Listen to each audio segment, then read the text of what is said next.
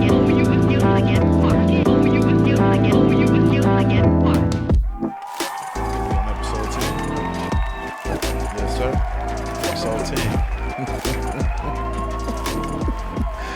what's going on, man? Look, it's your main man, King Q. I'm here. I'm live. I'm in the flesh. And this is a very, very, very special episode for me because it's just a testament of hard work. It's a testament of consistency.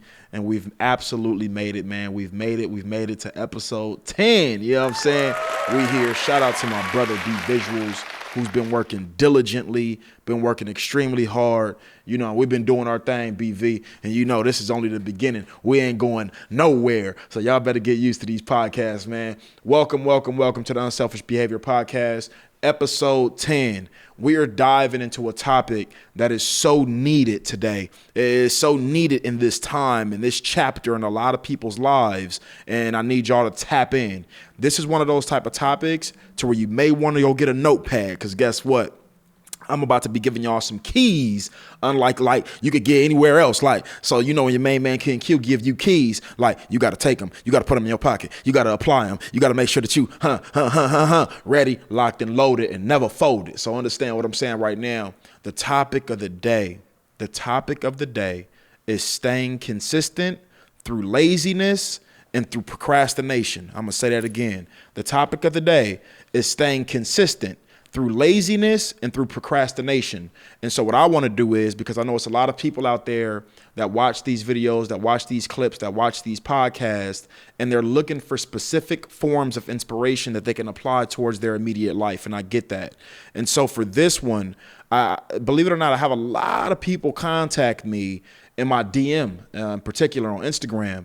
And they always hit me up asking for conversation, whether it's on a phone, whether it's a text message, whether it's meeting up with me. I got a lot of people out there that hit me up that's like, yo, Q, I want to meet up with you, man. I want to vibe with you. I want to feel your energy. I want a consultation. I want to talk about life. I want to talk about tools. I want to talk about specific topics, right? And I'm all for that. But one thing that I keep getting from people is the topic of working through laziness and procrastination. Yo, Q, I got this dope idea. I applied it. I was working hard on it. I was doing this. I was doing X, Y, and Z. I put the money behind it. But guess what? It fell off just because I stopped doing the little things that it took for me to even see any form of progression. Damn, it fell off because I got too caught up in my work, my 9-to-5 job, that is. It fell off because I got too caught up and invested in my personal relationship to where I ended up losing myself in my relationship. So in result, I lost my passion. I lost my fire for my dreams. So I get a lot of people that hit me up with a topic that's centered around losing their fire and not staying focused and consistent on what it is they want to do. And so I want to jump into this, and I got a few notes that I wrote down because this episode is going to be very, very pivotal for a lot of you guys. And I promise to God, if you apply what I'm about to tell you, you will see a significant change in your life. And I'm telling you, the power is in the small details. So for all y'all out there that's always trying to bat 100 and hit home runs, or you don't even consider it progress, I ain't talking to y'all. I'm talking to the ones that's ready to actually make the small adjustments and to celebrate the small adjustments in order to see long-term success, in order to see long-term setups, right? So look, we're going to jump into it. Battling laziness and procrastination and inconsistency. I'm talking to y'all right now. I'm coming to your household. I'm coming to your household with this topic, and I need you to tap in right now. Step number 1, what's your why? Why do you do what you do? See, it's very, very easy to be lazy, to sit at home, watch Netflix, eat cake and ice cream every weekend if you don't know why you doing what you do. Or better yet, if your why is not strong enough, you're going to always waver. So what do I mean by that? So if the reason you're doing what you're doing is because of money, you'll lose every single time. And it's a lot of y'all out there that's faking the funk. Yeah, that's right. Y'all faking the funk. Y'all acting like y'all want to influence people. Y'all acting like you passionate about seeing people actually progress and transform in their lives and your work. You acting like you doing this for your kids. You acting like, right? But your actions are showing otherwise. Your actions are showing that your why is not nearly as strong as it needs to be. And the reason I say that is because there's no such thing as inconsistency when you have a strong why. So for example, I got a lot of people that come up to me all the time and they say, yo, King Q, I love the fact that you've been so consistent with your work, right? So I started this work in 2016 and we're going on 4 years now in 2020. And so for me, event production, hosting, any form of communication, right? I just obviously started podcasting, but I was always putting myself in position to be seen and heard in order for me to get a message out. And that has never stopped since the first time I went to an open mic, which was November of 2016. And so for me, what's kept me consistent is that I have a strong why. And I have multiple whys as well, right? And I want to make this clear. I'm not saying wives, I'm saying whys, W-H-Y. Like my whys are strong. So for me, one of my whys, and probably the most strongest why for me, is my daughter, Delilah. Shout out to my princess, Yesaya. She is the strongest why in my life. And that's because I've sacrificed so much time away from my daughter since I started this journey that it makes no sense. So I was intentionally walking towards my purpose on a really, really crazy level in 2017 when I decided to quit my full-time job at the time. I was working at T-Mobile full-time, and I stopped my income completely. And I was living in a 2-bedroom townhouse in Hawthorne, and I walked away from 2-bedroom townhouse in Hawthorne, living by myself, by the way. You know, obviously me and my daughter, she had her own room upstairs, downstairs, the whole nine. I had a brand new car. I had just bought a brand new Nissan at the time. So the money was flowing. Everything was dope. Everything was cool. But guess what? The fulfillment wasn't there for me. The happiness wasn't there for me. The sense of purpose wasn't there for me. And that's so huge for me. I can't do any type of work if I don't feel like it's attached to my purpose, or I feel like I'm just wasting time. And it's not a knock to anybody out there that's cool with just living the 9-to-5 life and doing things that you're not passionate about. But for me, that's never been for me. And this is somebody who's had over 17 jobs. I've been working since I was 16 years old. And so I've always been accustomed to having my own, providing on my own. I moved out of my mom's house at 19 years old when I had my daughter. And so I've always had this sense of like having to take care of myself, and I've always embraced that. I've always loved the idea of having my own key and opening my own door, living by my own rules, doing what I want to do when I want to do it, working hard and reaping the benefits of my work. And so for me, in 2017, I intentionally walked away from comfort in order to intentionally get uncomfortable, in order to work towards a long-term goal that obviously I'm still working towards even today. But what keeps me going is there's no way in hell that I've processed this much pain, this much sacrifice away from my daughter, and I not see a benefit or reap the benefits of my sacrifice. That's not an option for me. And so every single day, my daughter is always on my mind. My daughter is always behind every project that I do. My daughter is always a part of the long-term, mid-term, and short-term vision for every single thing that I do. And I am imperfect, so I don't want to sit here and make it seem like I'm a perfect person with all the answers figured out, because I'm very, very, very far from that. And so I do have days to where I struggle with laziness on my own. I do have days to where I struggle with inconsistency. I do have days to where I may not feel as fired up on certain projects. But what keeps me going even when I have setbacks? What keeps me going even when I have moments to where I don't feel like doing the work? Like we come in full transparency in this episode. And for me, I never want people to look at me and see somebody who has it all figured out. I never want to be at the level to where I feel like I have it all figured out, because on that point, if I ever allow myself to get to that point, I will have stopped being a student to life. And the moment you stop being a student to life, you are immediately losing at life. And so let's stay on topic. So for me, once I made that sacrifice and decided to, jump ship and not work the generic 9-to-5 lifestyle anymore, I'm really embracing a new mindset, a new perspective on life. I start seeing everything around me physically just crumble. So I lost my place.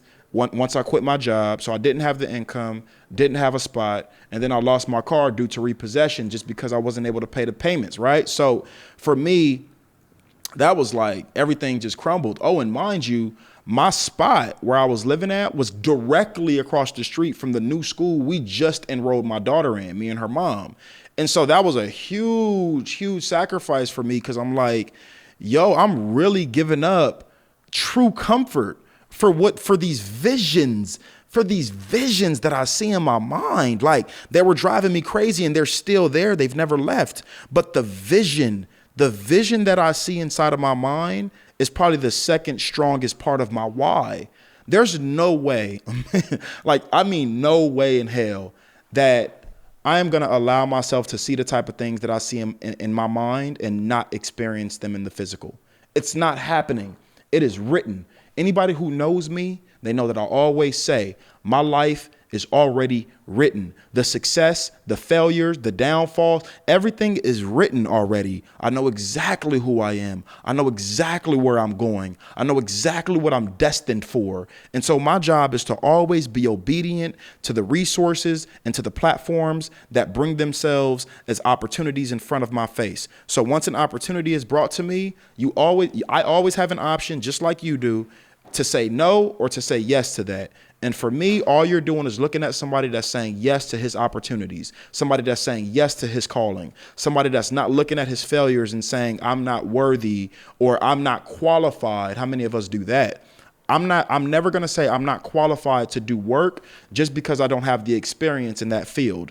I'm the type of person that's going to jump and find out what the temperature of the water is once I land in it. I'm not the type of person that's about to go to the pool, tap my toes inside the water to see if it's cold enough or cool enough or warm enough for me to get in the water. I've never had that type of mindset. I am a jumper to my core, and I don't do nothing half-ass. So if I'm doing it, if I'm working on it, if I'm like processing it, it's going to be done 100%, or it's not going to be done at all. And so for me, staying focused on the topic at hand, fighting and battling against laziness and inconsistency is extremely pivotal. But you cannot do that if you don't have a strong why. If your why is not clear cut, if your why is not strong enough, you will always find a reason to have excuses, to not go to your next project, to not do this, to get up and to just completely be disobedient to every idea that God has given you. You'll always have an excuse as to why you can't do it. It's a lot of y'all out there that's always talking about, well, I ain't got the money to do this. Well, I don't have the team to do this. Well, I don't have the resources to do this. Well, guess what?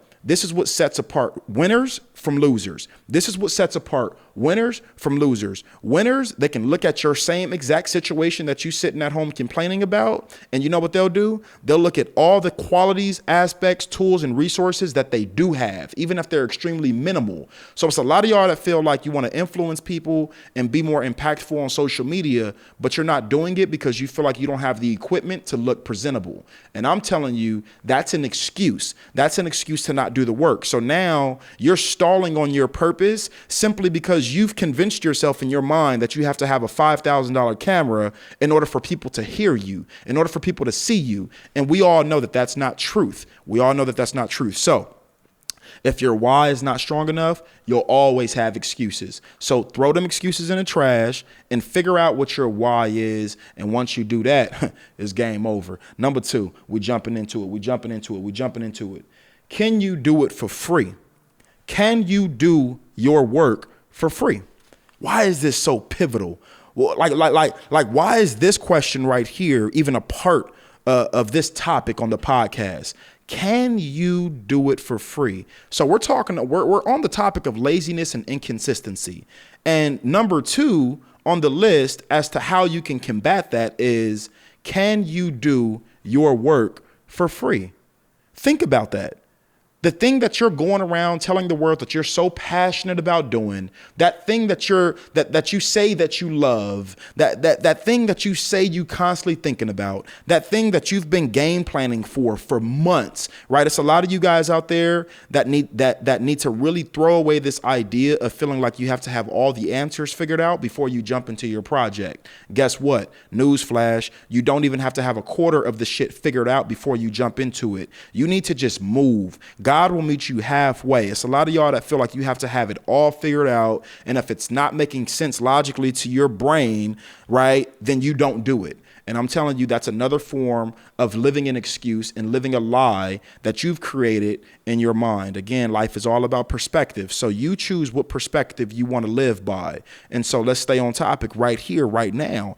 Can you do it for free? Can you do it for free? Can you do your work for free? Are you a dancer? Are you a comedian? Are you a rapper? Are you a singer? Are you an influencer? Are you a poet? Are you a writer? Are you a like whatever it is that you find yourself doing that you love? Do you do hair? Do you like are you a fashion designer? Like what will you be able to do for free and still get the same fulfillment, the same joy, the same love, the same sense of completion?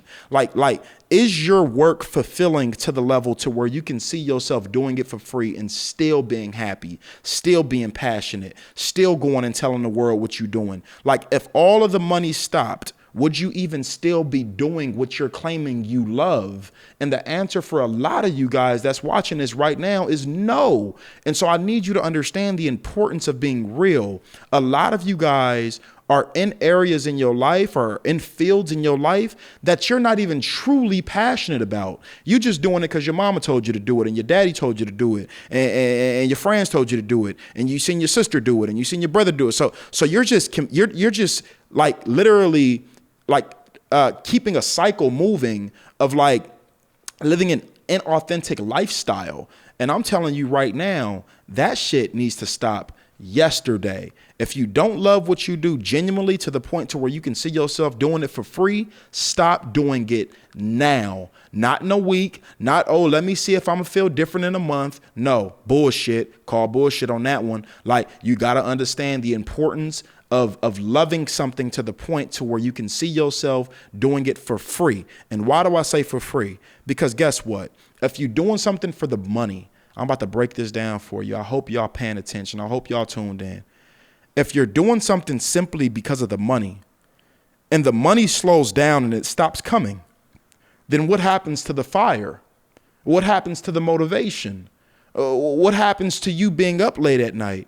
Like the money's not coming and you're doing the thing that you said you love. But guess what? The money's not coming. The views are not there. The following is not there. The support is not there. So then what do? I ask you, I don't know your personal situation, but it's something to think about. What do you do in those situations when you're implementing a project and you see that nobody's even paying attention to it, let alone paying for it? Like, do you get discouraged or do you get inspired even more because you know that that is a portion of your story and of your testimony that you're going to be sharing to the world when you do experience the success in your field? And so I'll tell you right now, find something that you love to the point to where it fulfills you, to where you don't even have to get paid for it. Now, is that to say do what you love and never get paid for it? No. Is that to say do what you love and don't demand your worth once you get to a level of being able to request what you are worth and to put a stamp on your value for your business?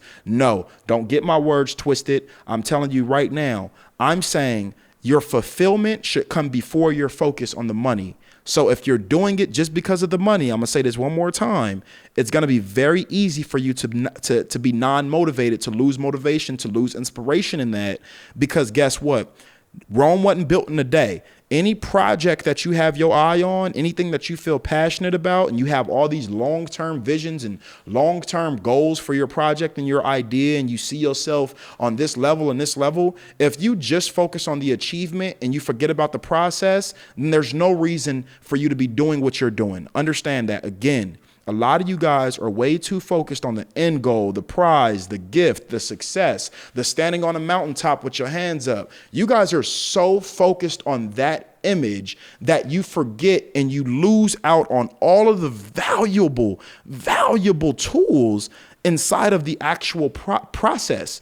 And so in the process, you experience failure. In the process, you experience heartbreak. In the process, you experience disloyal friends. In the process, you experience all these things that you didn't sign up for or that you didn't want to experience. But those are the things that's going to make you experience your success on a greater level. There's no way that you can experience gratitude if you've never experienced failure. I'm going to say that again. There's no way that you can even know what gratitude is or feels like and the beauty of gratitude if you've never even truly felt what it feels like to struggle at something so bad to where you feel like, man, I ain't got no other choice but to quit. And I've felt that before. Obviously, I didn't quit, but I'm saying, like, have you ever been to the point in your journey to where you literally felt like I can't do another day of this shit, right? And I've been there, and I know a lot of you guys have as well. So it's very, very key. You have to be focused on something that you love to the point to where it's fulfilling your spirit, and then you'll always be able to give it. And I promise you, as long as you're doing what you love, the money will follow. As long as you're doing what you love, the money will follow. Love. The money always follows love. So keep doing what you love, and I guarantee you it's going to follow you. Number 3, a daily routine is extremely important. Take your notepads out right now. A daily routine is needed in order to combat laziness and inconsistency. And for me, I'm at my best when I'm actually living by a routine, starting from the morning, obviously, and small adjustments. Like for me, one of my most recent routines that I was doing where I felt like I was like really on my shit and just really being consistent, really excited to wake up. I would wake up at about 6, 7 o'clock every morning, right? And the first thing that I would do is I would allow myself to sit in silence. I wouldn't touch my phone for at least 30 minutes.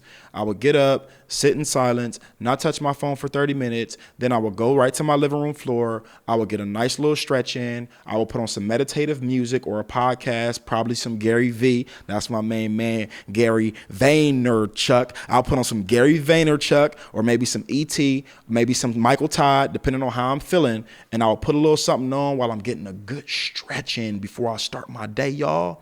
And after the stretch, I'll gear up. I'll put my shoes on. I'll put my sweats on. I'll put, a jacket on, a windbreaker or something like that. And I'll go for a nice 2 to 3 mile run in the morning. I'll come back, bang out 50 push-ups. Then I'll go in my backyard and I'll meditate for 5 to 10 minutes. And then I'll jump into my day and get it started.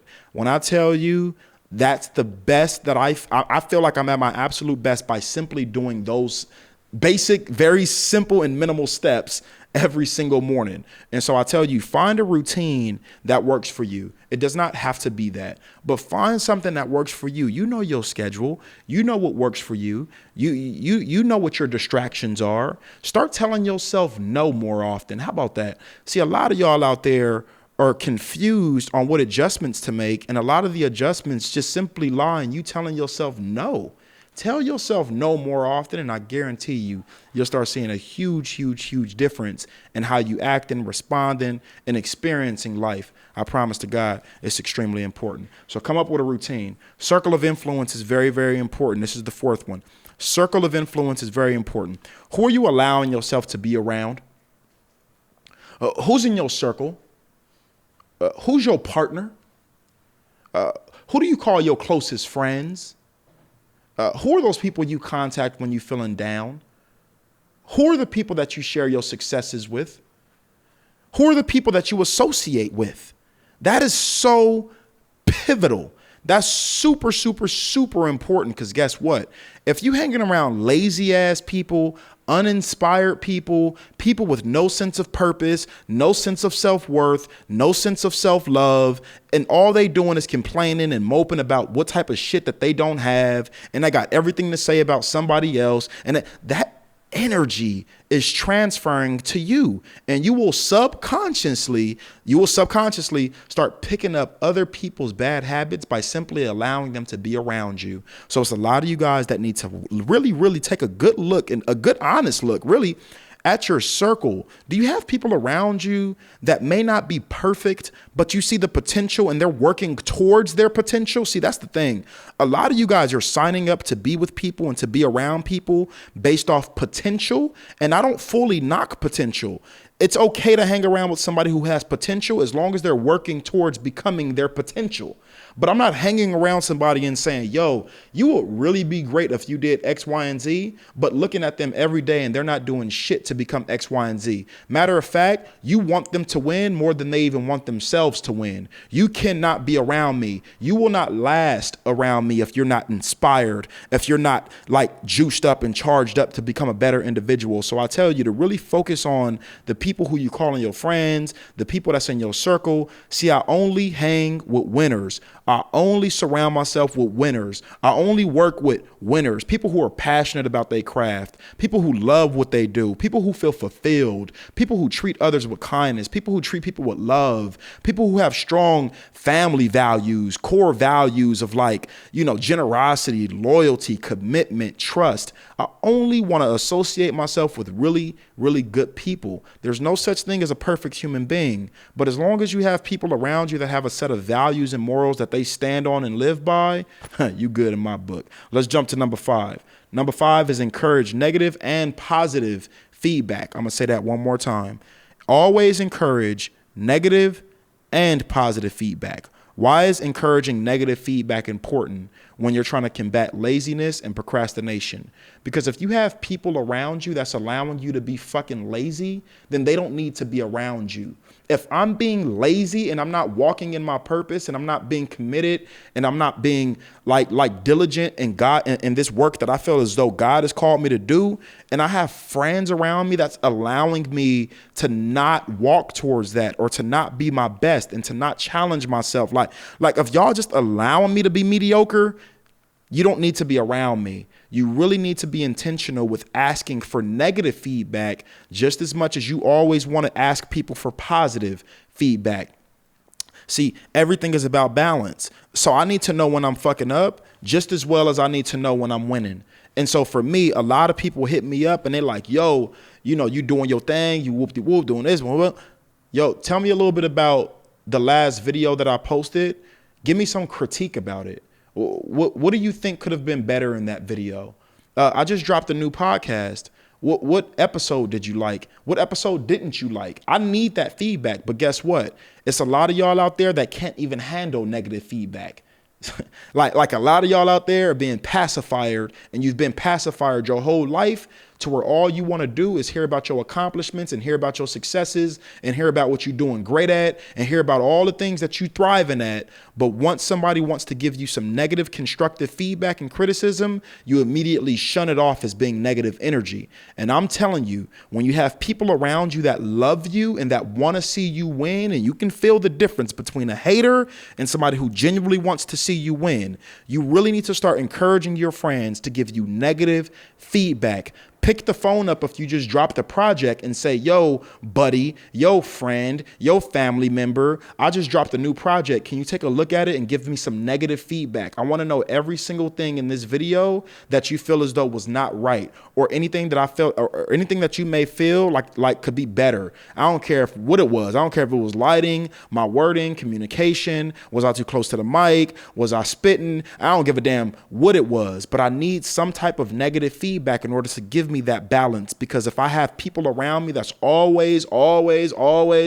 telling me, good job, damn, that's great, wow, that sounds awesome, damn, that's great, then now these are just yes men, and they're not genuinely friends, because they're telling me everything is good just off the strength of them loving me. But really what that's doing, it's crippling me, and it's not allowing me to progress. Because once you feel like everything is good, then you have no inspiration, no motivation to get better. I need to know what I need to get better at. So I need to know about my weaknesses just as much as my strengths. We're jumping into the next one right now. Yeah. I hope y'all really rocking with it right now. Self-accountability, like we do our kids. I need y'all to understand this one is very, very key. Self-accountability, like we do our kids. So what do I mean by that? It's a lot of y'all out there that sit with y'all kids every single day, and you do homework with your kids, and you get so frustrated at them for not understanding a math equation, or for not understanding what the hell a noun or a verb is. Or you get so mad at your students when you get their report cards and they have a fail, or they have a C, or they have a D. Or some of y'all even get mad if you got a B. I'm like, damn, okay, you raised a little bit different than me. We putting that thing right on the refrigerator. But that's neither here nor there. It's a lot of y'all out there that critique y'all kids on a really unrealistic level, to the point to where you're expecting greatness from your kids and you don't even expect greatness from yourself. It's a lot of y'all out there that expect greatness from your little kids and you don't even expect greatness from yourself. It's a lot of y'all out there that hold your kids to a standard of greatness and you don't hold yourself even to a standard of being good. Like, so if your kid comes home and they got a report card with a few C's and a few D's and you giving them an ass whooping and you in their face combating them and reprimanding them off of getting a D or a C, and you're angry at that, I want you to stop for a second. Ask yourself, when's the last time you did something in your life to where you even had a B at it, to where you would give yourself a B at the last idea or project you had, the last relationship you had? How about that? How about the last job you had? What type of employee were you? What type of grade would you give yourself? So I need you to really start having that same energy towards yourself and not just expecting greatness from your little kids, even the teenage kids. Some people may watch this and have teenage kids and they get so mad at their high school and their middle school kids for not being perfect, for not, right? And so what happens is with parents, a lot of times we expect our children to be great at all of the things we sucked at in our lives. And so now what we're doing is we're fucking up their childhood because we're holding them to an unrealistic expectation that we didn't even meet ourselves when we were young. So now we mad at our kids for failing at for failing at classes and topics that we was failing at our damn self. And so the reason you're mad is not because they're failing. The reason you're mad is because you wish you didn't fail at it. And you want to feel a sense of actually passing that grade or passing that topic. And so you're trying to live through your kid passing that grade or passing that topic. And so it's like you fucking up because now you losing yourself in reprimandation. Like you constantly reprimanding, but that takes away you looking at yourself in the mirror. And so I need you to understand the importance of holding yourself accountable and holding yourself to the same standards of greatness that you do your little ass kids. If you can't do that, then you need to just stop it all across the board. Get your shit together. And I say that with love, just like everything else. So it's your main man, King Q. I got the last one for you right now. Staying locked in on the work. Stay locked in on your work. How do you combat laziness and procrastination? By staying focused on the work. Stay focused on the work. So when people hitting you up about bullshit, things that's liabilities and not assets, things that's taking you away from your work, things that's not making you better, things that like you have people around you that's constantly going to be giving you feedback and encouraging you to do things that you know damn well is going to take you away from your work, but you keep saying yes to it. You keep paying attention to it. You keep looking at it. You keep getting hypnotized by it. But guess what? The difference is in the discipline. The difference is in the discipline of saying, you know what? I'm not doing it no more. I'm staying focused on the work. Yeah, I may have to sacrifice going out for some weeks. I may have to sacrifice going out for some months. I may have to sacrifice the time that I'm utilizing scrolling on social media, not doing a goddamn thing. I may have to sacrifice whatever the case may be. So whatever it is in your life, you know your personal life. You know what your distractions are. You know the things that you need to sacrifice. And so I encourage you and I tell you genuinely from my heart, and I'm with you. So everything that I'm telling y'all, I'm working on myself. I'm still working on getting better. I'm still working on like being my best. But guess what? I know that I got a tribe with me, and that's y'all that's tapped in. So I need y'all to understand the importance of taking these tools and not just listening to them, but I need you to actually apply them in your lives. Or what's the point of watching these podcasts? What's the point of watching clips of motivational speakers? What's the point of keep reaching? What's the point of keep asking? You're doing the same shit every single time you get right off of the podcast and you're doing the same thing. You ain't really breaking no habits. So it's your main man, King Q, saying, take these tools, apply them in your life, and always, always remember your why is ultimately going to be the reason behind you combating laziness and procrastination. So it's your main man, King Q, Unselfish Behavior Podcast. Episode 10. I love you, BV. My man, B Visuals. We here. We ain't going nowhere. I call them Kobe and Shaq. Yeah, we Kobe and Shaq. Yeah, we Kobe and Shaq. You know what I'm saying? We ain't going nowhere. We not going nowhere. So for those of you that's wondering, yo, episode 10, nah, nigga, we about to hit the gas. We about to go. We about to hit the Nas button. Yeah, we got some treats for y'all. We got some special guests for y'all that's going to blow y'all mind that's coming up. We got topics that's going to blow y'all mind coming up. We taking everything, the production, the marketing, we taking everything to the next level. So stay tuned. I love y'all. I genuinely thank y'all so much for riding with us through 10 episodes. It's only the beginning. We have not even scratched the surface for the type of impact and influence that's signed up and already written for this podcast. And this is just one platform. So I need y'all to understand. We out. Keep working on what you're supposed to be working on. Stay focused on your mission. Stay focused on your purpose. And if you don't, well, shit, your ass is grass. And we out.